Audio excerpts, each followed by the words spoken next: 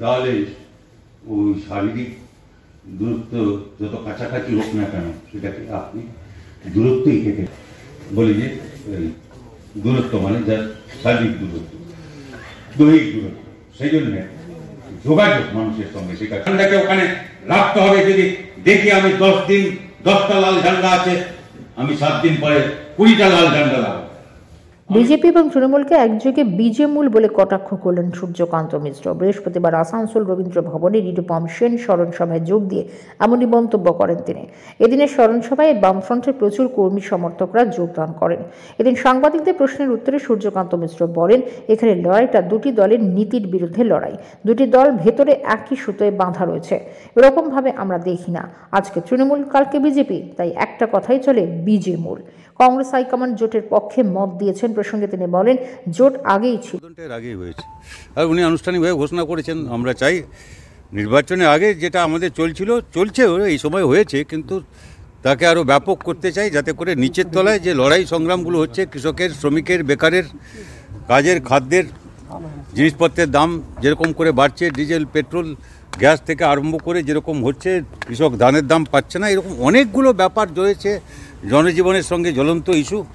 এবং তার সঙ্গে আমাদের ধর্মনিরপেক্ষ যে কাঠামো সেটা আক্রান্ত হচ্ছে, সারা দেশের সামনে যে গণতন্ত্রের যে অধিকার সেগুলো আক্রান্ত হচ্ছে বারবার। সংসদের অধিকার, পার্লামেন্ট, বিধানসভায় মানুষের আমরা লড়াইটা আরও ব্যাপক করে দেখতে চাই, যাতে শ্রমিক, কৃষক, জিনিসের দাম বৃদ্ধি, এরকম অনেক বিষয় রয়েছে যেগুলো জনজীবনের সঙ্গে জ্বলন্ত ইস্যু। আসানসোল থেকে সৌমিত্র গঙ্গোপাধ্যায়ের রিপোর্ট, ক্রাইম ব্রাঞ্চ। করতে চাই। এবার নির্বাচনে প্রধান প্রতিদ্বন্দ্বী কি তৃণমূল না বিজেপি? ওরকম করে দেখে কিছু লাভ নেই। এটা এ আর ওর আমি বলছি না, আমি যেরকম বললাম এখানেও বললাম পরিষ্কার করে যে এক করে আমরা দেখি না, কিন্তু ভেতরে সুতোটা তো একটা জায়গায় বাঁধা আছে। তো কাজে তৃণমূল না বিজেপি আপনি কি বলবেন? আজকে তৃণমূল, কালকে বিজেপিতে দেখছি। এই যে দেখছি কি বলবো, তৃণমূল না বিজেপি? ওই জন্য একটা কথা চলে যেটা বলে বিজেমূল।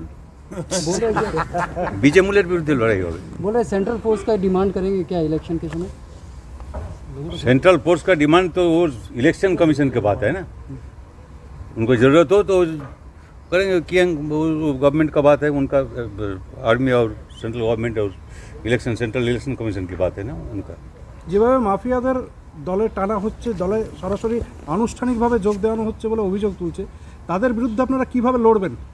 আরে ওগুলো কি ব্যাপার নাকি? এটা লোকের বিরুদ্ধে লড়াই না, দুটো পার্টি তাদের নীতির বিরুদ্ধে লড়াই, এটা হচ্ছে আসল ব্যাপার। তো মানুষকে নিয়েই লড়বো, আবার কি করে লড়বো? लोकसभा में तो आप लोग ने काफ़ी वोट लॉस किया, तो इस बार कैसे रिकवर करेंगे?